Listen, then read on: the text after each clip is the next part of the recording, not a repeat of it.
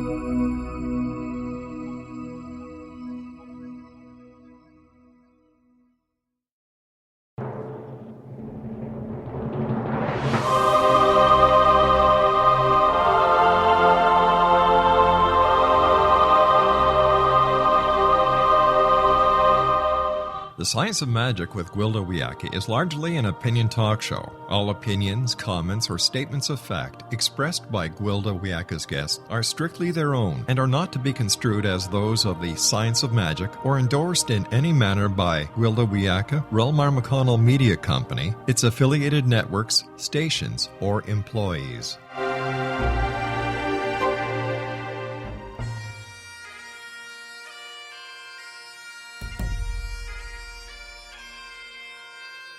Welcome to the Science of Magic with Gwilda Wiyaka, a program dedicated to uncovering the unified nature of reality and humanity's ever-evolving place as truly galactic beings. For more information on the Science of Magic with Gwilda Wiyaka, visit us online at www.thescienceofmagic.net.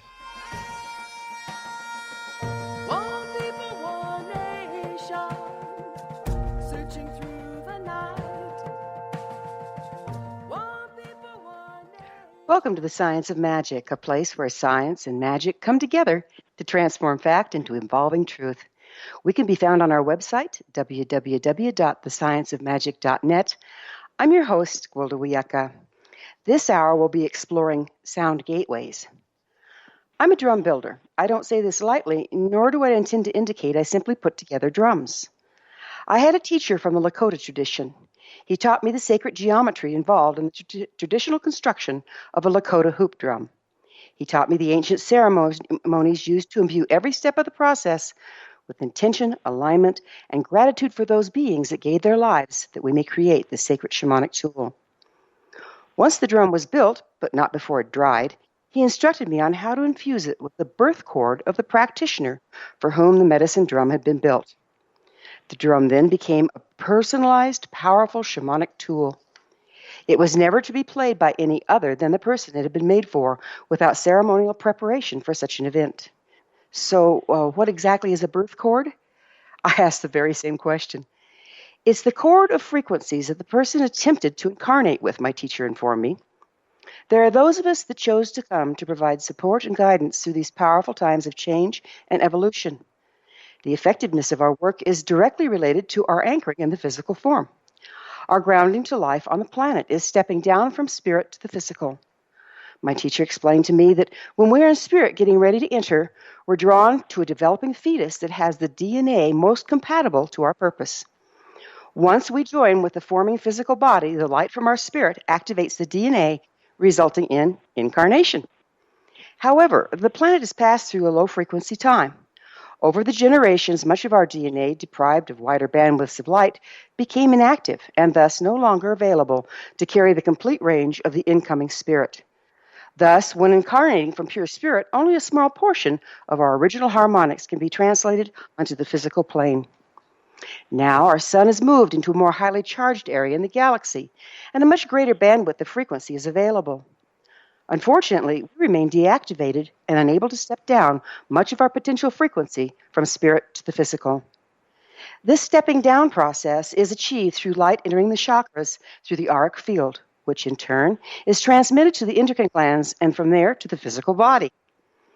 The drums I was taught to build were designed to reactivate our original potential.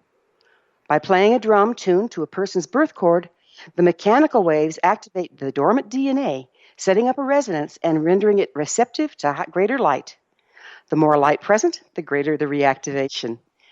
This reactivation is achieved by the drum's precise mechanical waves impacting the physical, emotional, mental, and spiritual bodies.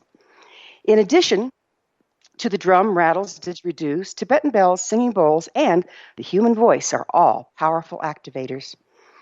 Every person, place, or thing puts off vibration in varying spectrums: sound, light, gamma rays, X-rays, and so on. These frequencies range from the perceptible to those well beyond our senses. The combined frequencies create electromagnetic areas surrounding us in the form of toroidal fields.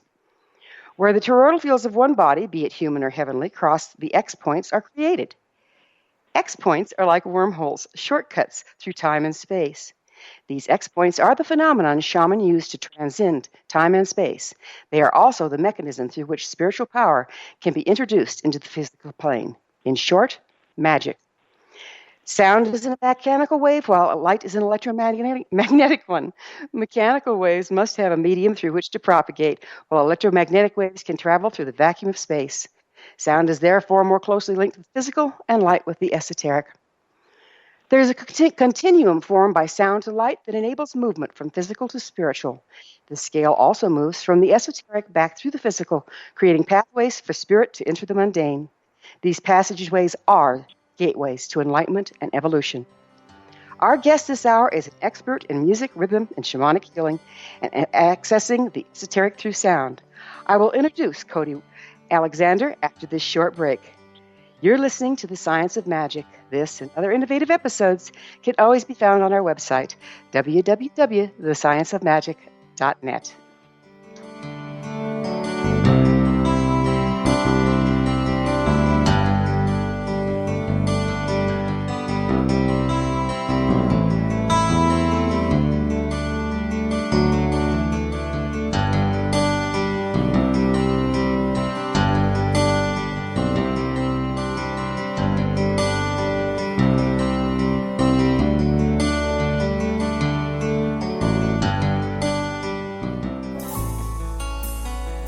Afterlife expert Roberta Grimes was the first one to say that dying can be fun. Now her best-selling book, The Fun of Dying, is available in stores worldwide. So if you wonder whether death ends life, how it feels to die, or what heaven might be like, The Fun of Dying was written for you. And if you have always been afraid of death, or if you worry that your life has no meaning, let The Fun of Dying ease your fears and bring new meaning to your life. Nothing said in The Fun of Dying is based on the teachings of any religion. Instead, Roberta draws on evidence to explain how death happens, how it feels, and what comes next. A lot of the best death-related evidence was produced in the first half of the 20th century. When it is put together with recent discoveries, it tells a consistent and amazing story. Roberta Grimes blogs and answers questions at robertagrimes.com. Her wonderful book, The Fun of Dying, is available on Amazon and at stores worldwide wherever books are sold. You're listening to the X Zone Broadcast Network, www.xzbn.net.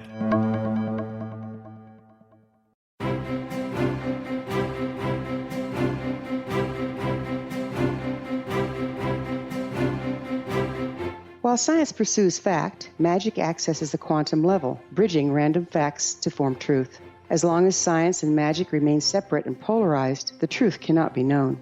I'm Gwilda Wiyaka. Join me on the Science of Magic radio program dedicated to unification and evolution of consciousness. During each episode, I'll be speaking with experienced and respected scientists and mystics. From astrologers to astronomers, from medical doctors to shaman, the scientific method to dowsing and intuition, we will weave together information from seemingly divergent practices to promote unity and enlightenment. Join me, Gwilda Wiyaka, and the Science of Magic right here on the X Zone Broadcast Network. For more information, visit www.thescienceofmagic.net.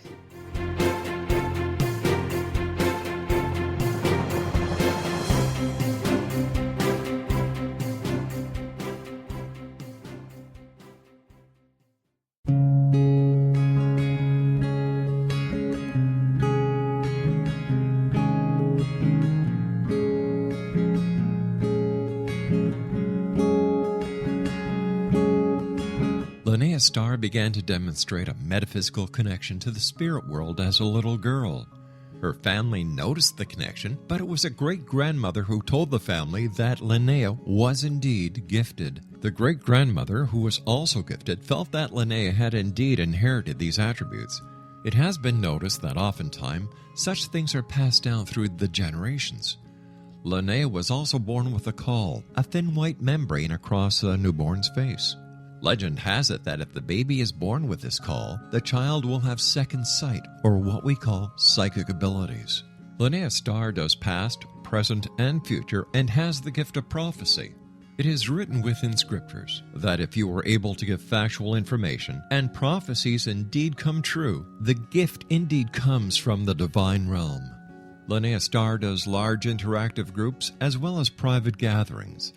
For more information on Linnea Starr or to contact Linnea for a one-on-one consultation, visit her website at www.linneastar.com. That's www.linneastar.com.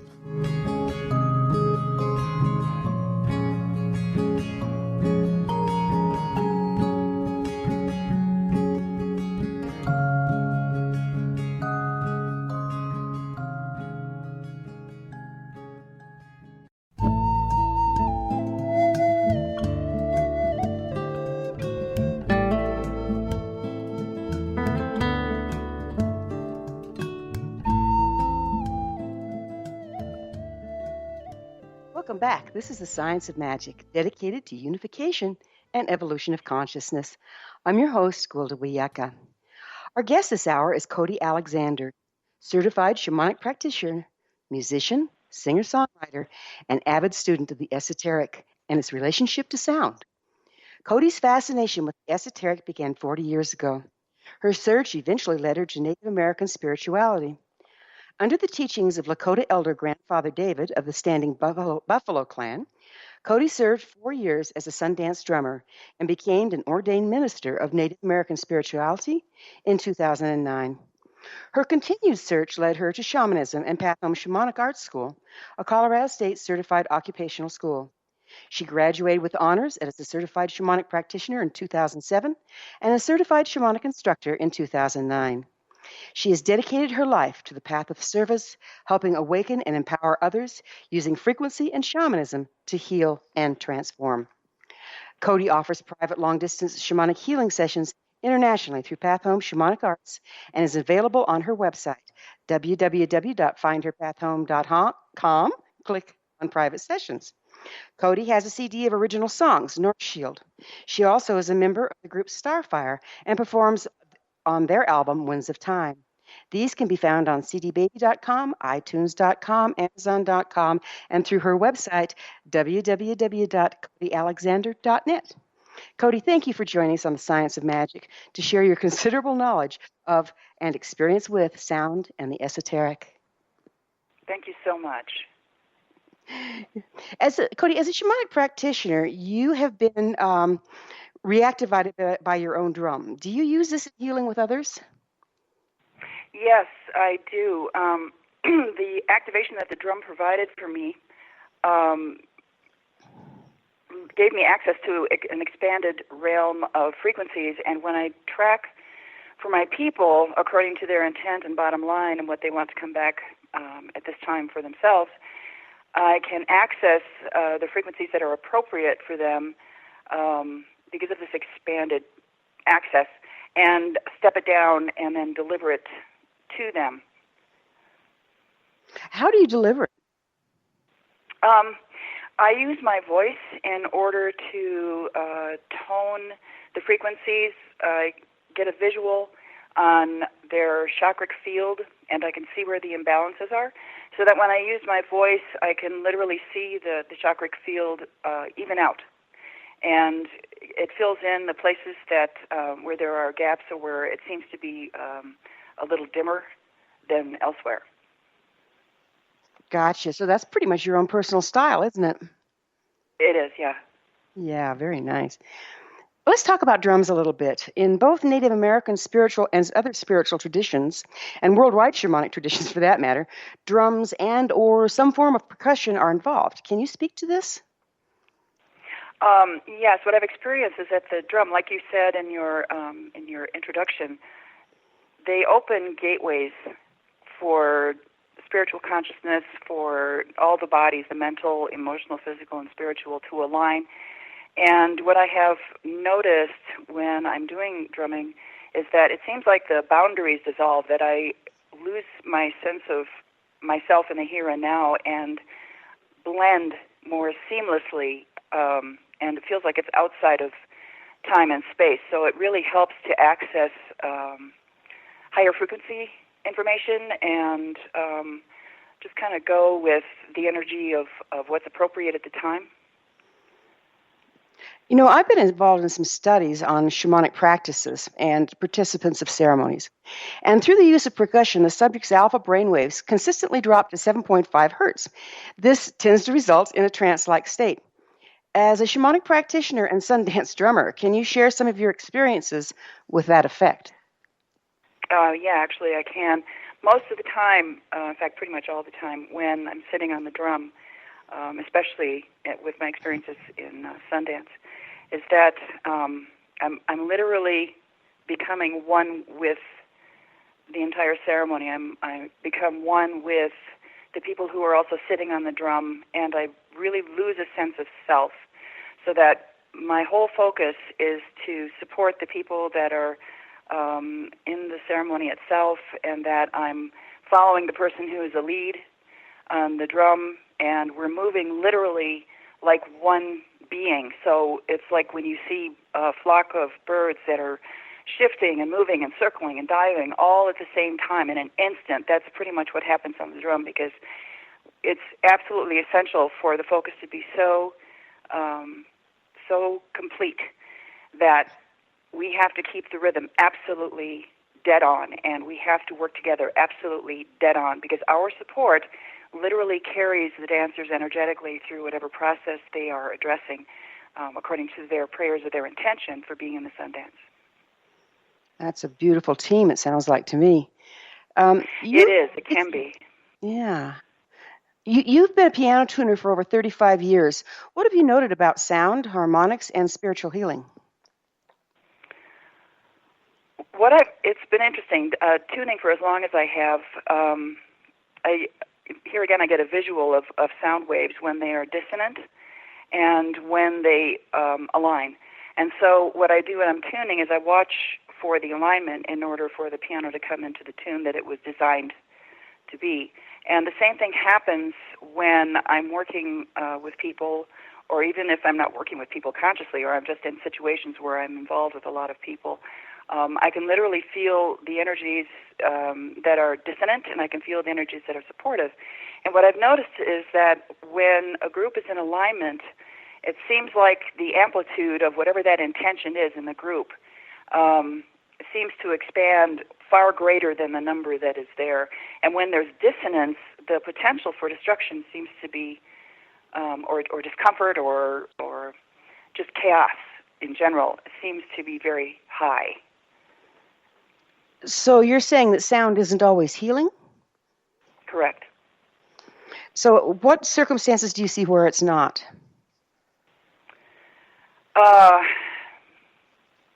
Sound can be used to literally destroy. I know that. If we look at situations where in a home environment where there is constant criticism, it is literally a frequency of a bombardment that is dismembering.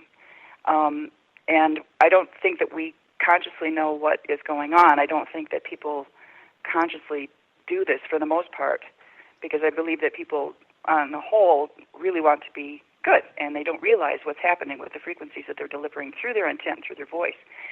So say, for instance, when a child is constantly criticized, constantly gotten after for things that may or may not be their fault, just hyper-vigilant adults going after them, what ends up happening is that there is an eroding of the sense of self. And what that looks like to me energetically is like a bombardment of frequencies that dissolve the natural boundaries, the natural energetic boundaries of another human being, so that there are these holes that happen within the energetic membrane, and they become available to harmful or dissonant energies more and more, the more often this kind of bombardment continues. And I think this is the cause of a lot of soul loss, a lot of separation from our own gifts and talents as we get older.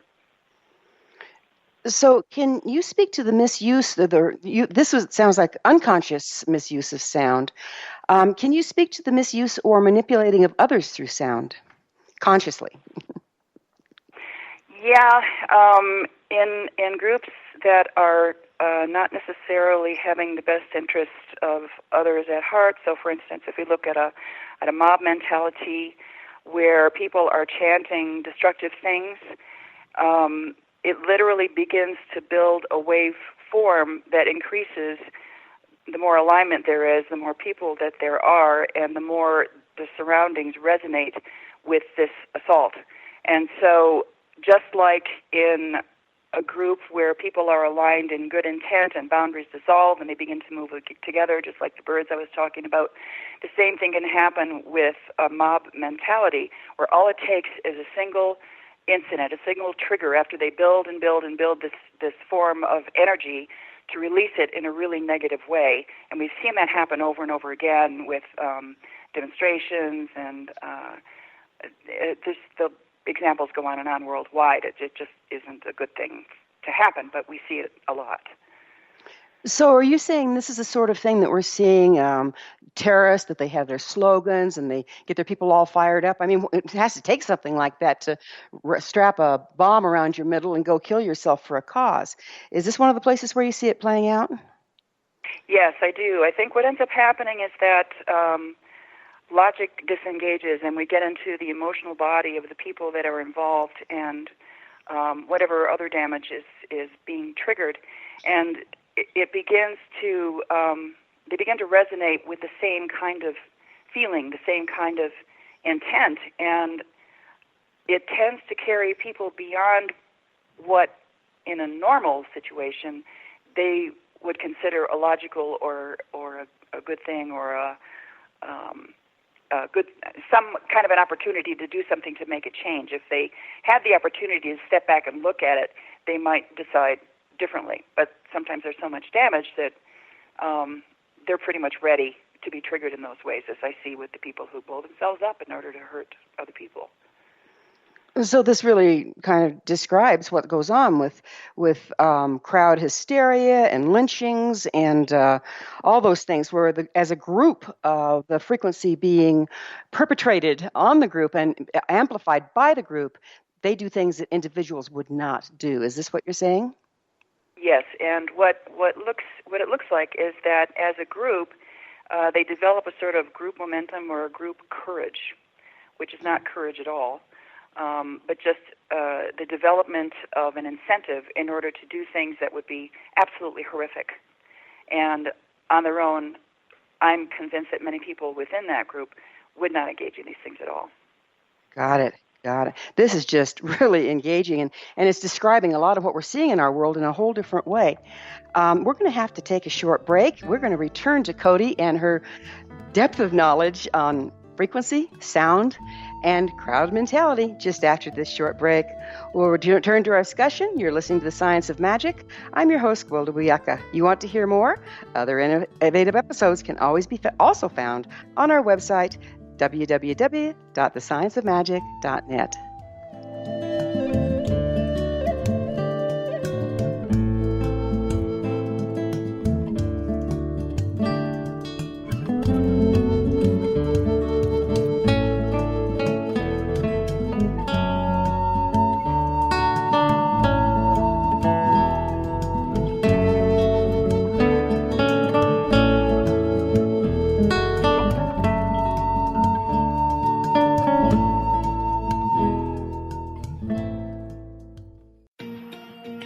Wouldn't you love to know the secret to everything? Well then, meet Dr. Kimberly McGeorge and her cutting-edge breakthrough knowledge that combines science with possibility.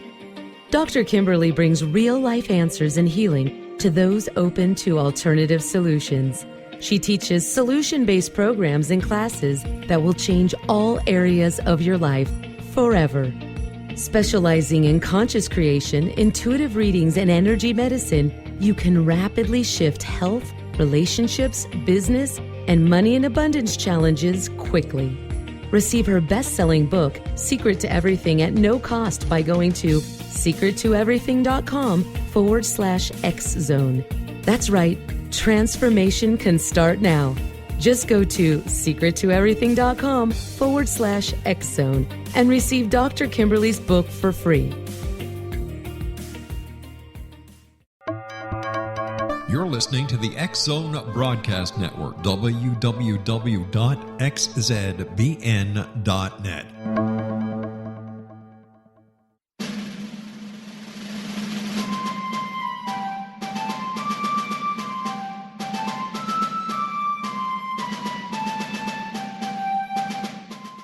Thomas Jefferson was a Burgess of 27 when he met Martha Wales Skelton, a 22-year-old widowed heiress who was fondly called Patty by her family. They were married on January the 1st, 1772, and they took up residence in a cabin on the building site on top of a Virginia mountain that Thomas had named Monticello. As Thomas and Patty slowly built their first version of the great house at Monticello, the Revolutionary War was heating up. Patty, with difficulty, bore 5 children, but only 2 girls survived. Thomas's political career developed to the point where he was often away from home, but after he authored and signed the Declaration of Independence in Philadelphia, he resolved never again to leave his wife. He was elected the governor of Virginia, just as that state became the Revolution's last battleground. The Revolutionary War ended in 1781, and Thomas gladly retired altogether to my family, my farm, and my books. But Patty continued to want to bear her treasured husband a son, and late in the summer of 1782, she died of kidney failure at the age of 33, 4 months after having borne yet another girl. Thomas was so devastated by her death that he never remarried. He mourned her for the rest of his life, even as he helped to frame the peace in France and then became the first Secretary of State, the second Vice President, and the third President of the United States. This story is true. Thomas Jefferson was such an obsessive letter writer and record keeper that we know where he was and what he was doing nearly every day of his adult life. Every significant thing he says in My Thomas comes from his contemporary writings. My Thomas by Roberta Grimes is now available at Barnes & Noble, Costco, Target, Books A Million, Hudson Booksellers, Kmart, Walmart, Sam's Club, Walgreens, CVS, and online at Amazon.com. You can visit Roberta Grimes online at www.robertagrimes.com.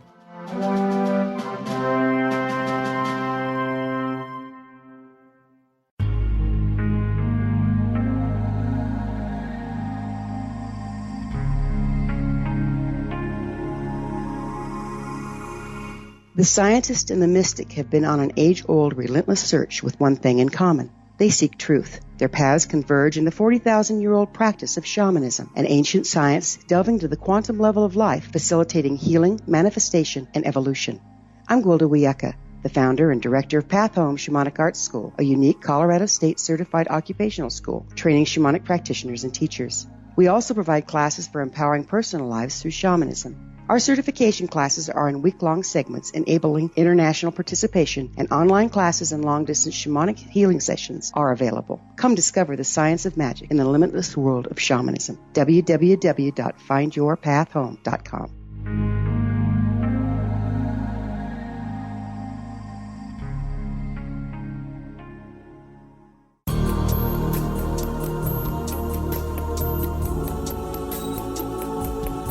Unwilling to be the government's deadly assassin, gifted psychic Kahara Mitchell went AWOL and ended up buried under rubble in the wake of a great tsunami. She regained consciousness far from Earth on the medical ship of a Daguerrean intergalactic fleet. Has she been rescued or abducted by aliens? The Chalice of Carrie, Kahira O'Donnell's latest paranormal science fiction romance, is the passionate story of an Earth woman and her destined mates, twin kings from another galaxy. Kahara uses her gifts fighting alongside Lords Rom and Ra in a war that will determine the destiny of galaxies. The Chalice of Carrie by Kahira O'Donnell is now available at KahiraO'Donnell.com or at Amazon.com.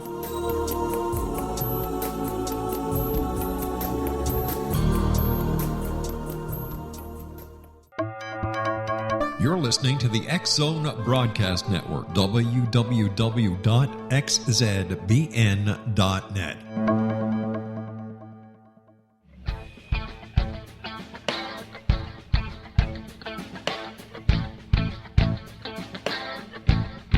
What happened in Benghazi is revealed by Nicholas Genix, author of Obama, Islam, and Benghazi. He informs the American people that President Obama deceived them by advocating a strong foreign policy prior to the 2012 presidential election, and Hillary Clinton supported this deception.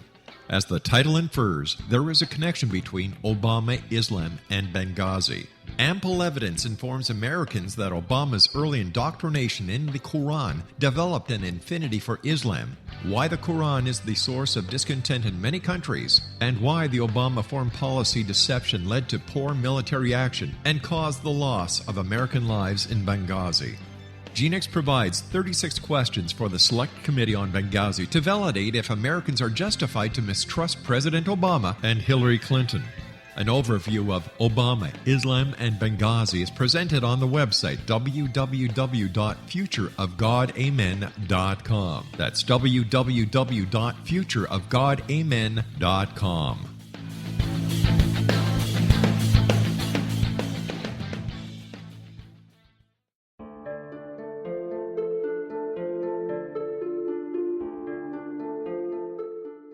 Annie Callahan, dedicated to negotiating a position for Earth within the Daguerrean Coalition, had trained for 3 years to become an Earth ambassador.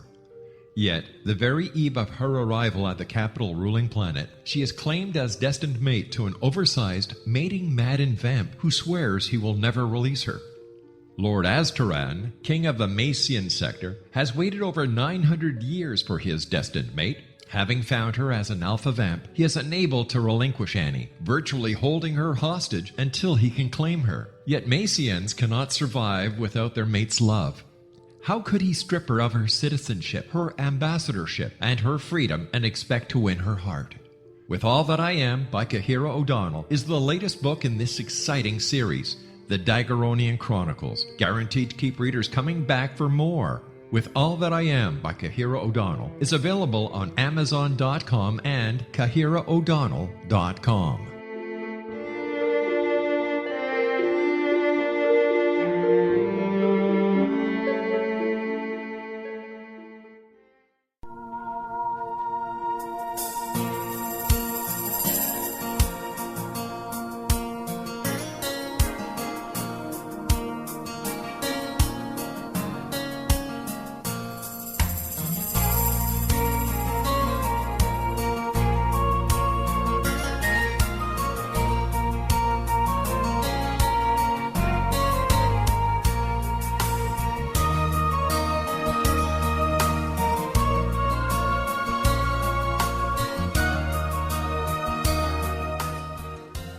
Welcome back. This is the Science of Magic, a place where magic and science come together to promote enlightenment.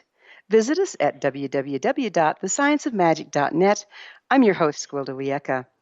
Our guest this hour is Cody Alexander, an expert in music, rhythm, shamanic healing, and accessing the esoteric through sound. Her website, www.codyalexander.net. Cody and I were talking about how sound can positively and or negatively affect people. Um, Cody, what I'd like to move into now is, the ancient shamanic songs. There's these ancient traditional songs that have been an oral tradition, and they have been used over and over and over again. And each of them seem to have a very specific use at a very specific time and are considered sacred and not to be used in general senses. Can you speak to this a little bit for us? Sure. And coming from my perspective, what I perceive about that is that these songs have been sung over and over and over again for hundreds, sometimes thousands of years. And within the body of the song, there is knowledge that is embedded and emotions that are embedded and gateways that are implanted that are designed to align with a specific purpose, specific times of year, planetary alignments. And when these songs are used in ceremony, they have that huge backlog of energy that is added time and time and time again from the intention of the people or the person who is singing this song. And so whenever that song is sung, the person who is singing it is getting access to that huge support. It's like this enormous library, this wealth of information that is designed specifically for a very particular purpose. And so, in my view, that's why it's really critical to honor those songs for what they were designed to do, when they were designed to be used, and absolutely with permission, especially if you're working with indigenous songs or material. It's very important to know what you're doing, be properly trained in it, and do it appropriately. That was beautifully stated. I know that one of the things that many of my teachers told me is the reason it's an oral tradition is because it's never the same. So if you record a song or write it down, you're freezing it in the time and the moment that it was performed. However, we're moving through all these cycles and all these seasons, and no two summers are the same, no two solstices are the same. And so does that leave the practitioner that's singing the song free to align with the time and space that they're in as well as call on the history? And would you go into that a little? I would say that's a matter of training and experience and knowledge. And so on one side, yes, it does leave the practitioner free to adjust accordingly. However, one of the reasons that the songs were delivered orally and not recorded, for the very reason you stated, is that recording it freezes it in time, is that when those songs were taught to whomever it was that was learning it, the person who is singing, they're using all of their bodies. They're using the mental, emotional, physical, and spiritual in order to deliver this song. And so they're delivering more than just the song. They're delivering all of their information, everything that they know. They're delivering their emotion in the moment. They're delivering the song in alignment with the land and the area in which they're standing and the planetary alignment that's happening at the time. So it's kind of a mixed question there. That yes, on one side, and really need to honor the original teachings on the other. Yeah, my Celtic teacher used to say, well, it is and it isn't. And Yeah, that was kind of one of those questions, wasn't it? Yes. Okay. I've heard of you speak of being able to tell the level of a person's damage by what's carried or missing in the frequencies in their voice. Can you tell me a little bit more about that one? Yes. What I've noticed sometimes, and I'll use something that I have listened to a lot long before I started really studying and learning what was going on behind this, but I have noticed that there are a lot of women who speak using only the top register of their voice. And unless I see who is speaking, I think it's a child. And so what I have discovered over years of working and perceiving damage in the history is that it seems to indicate that there might be something in the history that is preventing them from being fully here, from being fully grounded, from exploring those lower frequencies. Because if there's blocks in the body, it reflects in the voice. So basically, you're using sound and the tone of a person's voice as a diagnostic tool? I am, yes. That doesn't sound very common to me. Is that something you can teach? You know? Well, short of 35 years of piano tuning and how many years of shamanic training? That's a really good question. I've never tried to teach that. And I don't know that anybody else has ever tracked like that. I don't think I've ever come across anybody else who does. I'm sure there's somebody who listens to those kinds of things, and I'm sure you can teach it. And I think it also involves a whole heck of a lot of processing so that you can actually hear those places without being triggered into your own damage in order to, move through your own healing so that you can actually be useful when you start hearing these absences in the voice, the absence of frequencies. Ooh, that's interesting. Let's go into that just a little bit. So you're telling me that if I haven't processed through an issue that's showing up in somebody's voice as absent frequencies, that will trigger me into my own issues? Is that what you're saying? Yeah, Something like that. That's exactly what I'm saying. Well, good. How do you use sound and harmonics in your healing practice? What I do is work with the intention and the bottom line of the person that has come to me for help. So those are the boundaries that are set for me. And when I'm working with them, I'm literally moving into their energetic field. And so we're dealing with a particular issue or challenge. And as I am working with the person, I track energetically where those blocks seem to be. So it's like I'm following, that's a good example, like maybe a train that gets derailed, all the cars go every which way. They're all gehinkled. And so what I'm doing is I'm following all that gehinkle, all that distortion, all the way back to try to find the original point of damage, and then bringing that forward, shifting the frequency for the purpose of helping that client integrate the new information and reconnect with the places where they were disconnected from their own sacredness, from their own inherent right to be everything that they can be here. Does that help? Yeah, absolutely. And so that inherent right to be everything they can be here is actually a bandwidth of frequencies, correct? Yes, absolutely. Mm-hmm. Okay. And so how do you choose which ones to bring back, which bandwidth? Well, that's absolutely determined by the intent and the bottom line of the person, because it's not me. It's not my agenda. When I go in to work with someone, I'm giving it up and asking for guidance and aligning with the person's intention and the situations in which they want this intention to be fulfilled to see what is in their best interest to bring back at this time. Because if you do too much too fast, it can be absolutely damaging and re-injuring and actually making things worse for the person. So it's important to go carefully. So sounds like the entire healing process is based on what that person wants to change in their life at the time? Exactly. Mm-hmm. So then that sets you into a position to pick out the frequencies that'll help them with that. Exactly. And it's not something that I'm constantly going, you have to step them down. I'm sorry, go ahead. It's not something that I'm consciously saying, well, this looks like a nice frequency, let's bring this one back. I get a visceral sense, and I'm not even analyzing what it is. The head kind of goes out the window when I'm doing this work.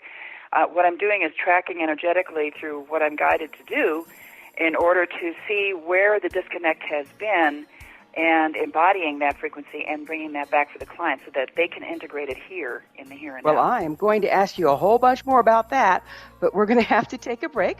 We'll be right back on the flip side of this short break. You're listening to The Science of Magic, the place where artistic professionals of science and the esoteric create common ground for the betterment of our world.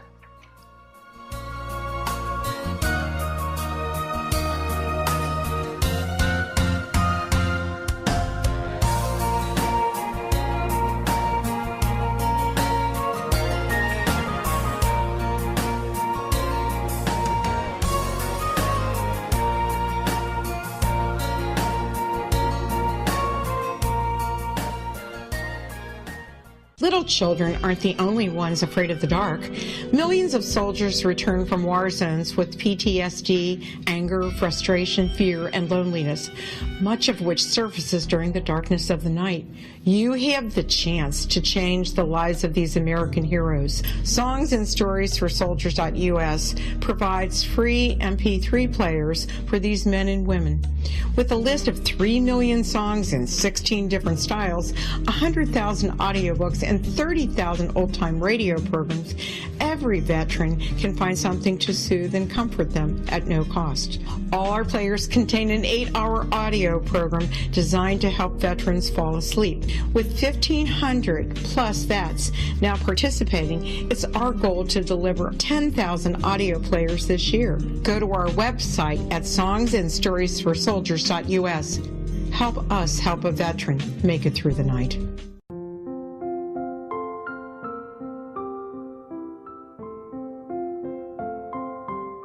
I am Dr. Carl O'Helvey, founder, president of a new cancer foundation focusing on evidence-based physical, mental, and spiritual interventions, including natural cancer cures, prayer, meditation, affirmations, nutrition, and other related holistic cancer prevention and cure modalities.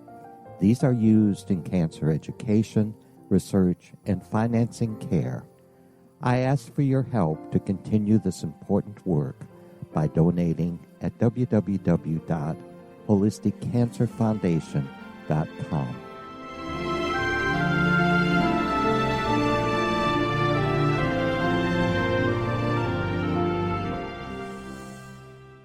You're listening to the X Zone Broadcast Network, www.xzbn.net. If you enjoy reading a good mystery with a touch of the paranormal, then you'll love From Out of the Woodwork by William S. Peckham. Sean Kennedy, a Toronto contractor, buys derelict houses, guts them, and turns them into multi-family dwellings. When Sean buys 29 Livery Lane, a century house in ruins, and starts the renovation, the house fights back. He is visited by ghosts of owners past. His visions are triggered by touching an oak mantle, reading a faded letter, opening an old locket, or opening a brand new casket in the basement. These visions will take you on a trip across southern Ontario from Niagara Falls to Toronto to Kingston. From Out of the Woodwork is now available in paperback and on your favorite electronic reader. To order your copy of From Out of the Woodwork, go to www.williamspeckham.com. That's www.williamspeckham.com.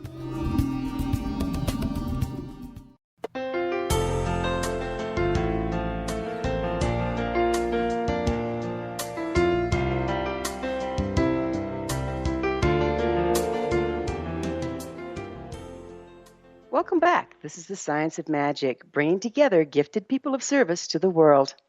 Visit us at www.thescienceofmagic.net. I'm your host, Gwilda Wiyaka. Our guest this hour is Cody Alexander, an expert in music, rhythm, shamanic healing, and accessing the esoteric through sound. Her website, www.codyalexander.net. Welcome back, Cody. Thank you so much. Thank you. Let's talk a little bit about your shamanic practice. I understand you can work in person or at a distance. And so does it work as well at a distance? And how does it work at a distance? Yes, it absolutely does work as well at a distance. Because what ends up happening is that I'm working outside of space, outside of time and space, whether I'm in person with someone or whether they're across the country. So what's happening is I raise the frequency of my environment, set the intent to work with my particular person, and then when I actually do the journey work to access whatever it is that helps them align with those pieces of themselves that they have lost, then I'm working literally in their energetic space. So I'm accessing their library of experiences, their frequencies, in order to find out, where the disconnect has been and what needs to happen in order for the reconnection to take place. So do the frequencies and harmonics of a person's voice change as they heal through this method, and how? I have noticed that they do, and many times it's more obvious than others, but what I will notice is that after a session, and I've noticed this actually with other people who have gone to other certified practitioners in order to heal, is that I will have heard the frequencies and become very familiar with them during the course of a session with my own people. And then once the soul retrieval has happened, once we start discussing whatever questions they might have afterward or downloading the experience, that their voices will actually have filled out a little bit, some more dramatically than others. But I will notice that there are new frequencies present that were not there before, and it usually tends to be in the medium to the lower bandwidth of frequencies that I really hear it. So people tend to get more grounded in their voice, it sounds like. Yeah, that's what it feels like to me, is that they are able to be more present here, more able to be more connected with the here and now, and it reflects in the sound of their voice. You know, Cody, I've noticed there's a huge bandwidth of shamanic practitioners out there that call themselves shamanic practitioners, and because there's no real provision for the training, anybody can hang up a shingle. How would you speak to our listeners about finding somebody that they can really trust to do this work? Because it seems to be very intimate and very powerful.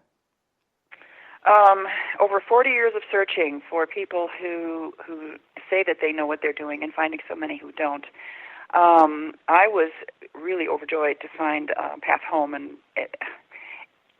I entered into the teachings or the classes with a lot of reservation, because too many times I will have gotten to a certain level of information, and then it would be a very narrow band of data, and then I would disengage because there was nothing further to be able to actually access. And in some cases, the environment in which some of these teachings were being delivered and the kind of information that wasn't going along with it, as in how to create sacred space, how to create safe space, how to be reliable every single time, could actually be harmful to themselves and to the people that they're working with. And so when I started with Path Home School, I went in with a lot of trepidation, and I really watched to see, is this information valid? Does it work? Is it being delivered in integrity? Is the ego set aside? And at every step, I was so impressed, not only with the effectiveness of the techniques that were given and the stepwise manner in which people who engaged in the school had to process in order to keep moving along with the teachings, was very profound, and I found it to be enormously effective as I underwent so many soul retrievals as part of the requirements of the curriculum. I could tell a huge difference in myself, things that changed for me that I never thought would ever change lifelong. I thought I would die with some of these patterns.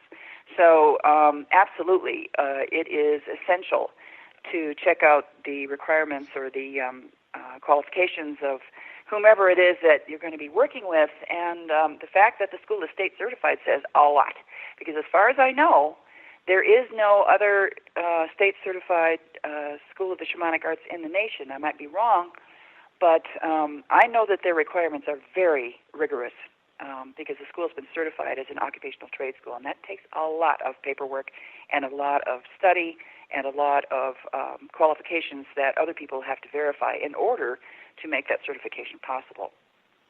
It's really nice to know that's out there, and I think there's increasing schools and teachers that carry that level of integrity. So basically you're saying make sure that who you're working with is well trained. Do you have 2 CDs out? Where can people find them, and what's the names of them? Yes, my first CD is called North Shield, and that's available through my website or through cdbaby.com.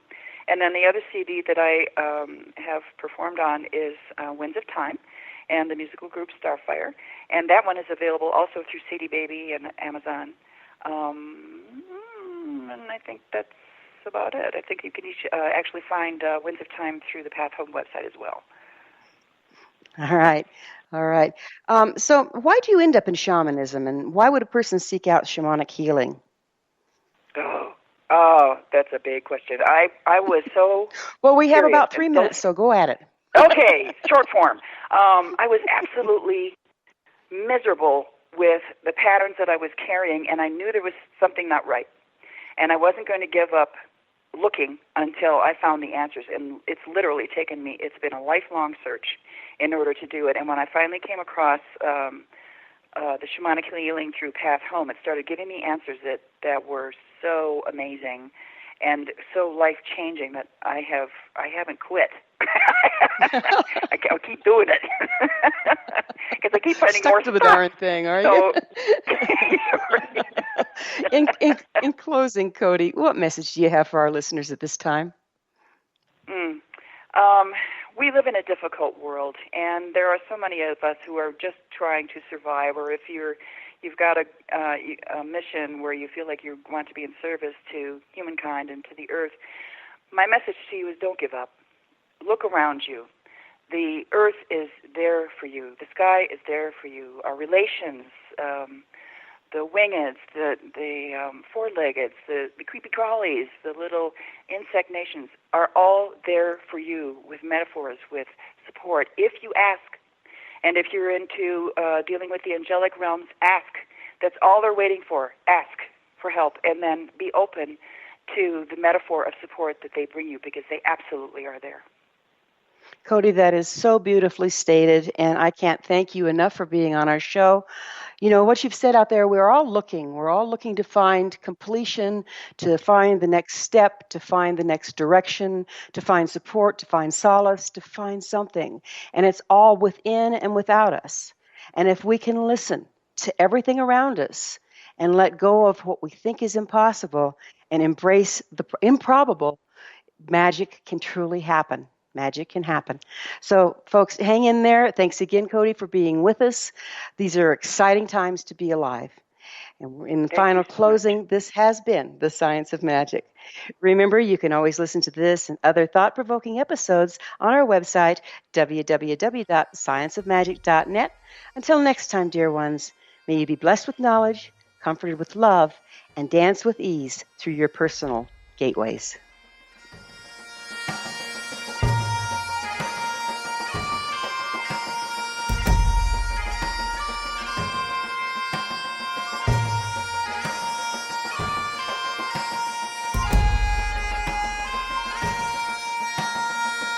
One people, one nation, searching through the night.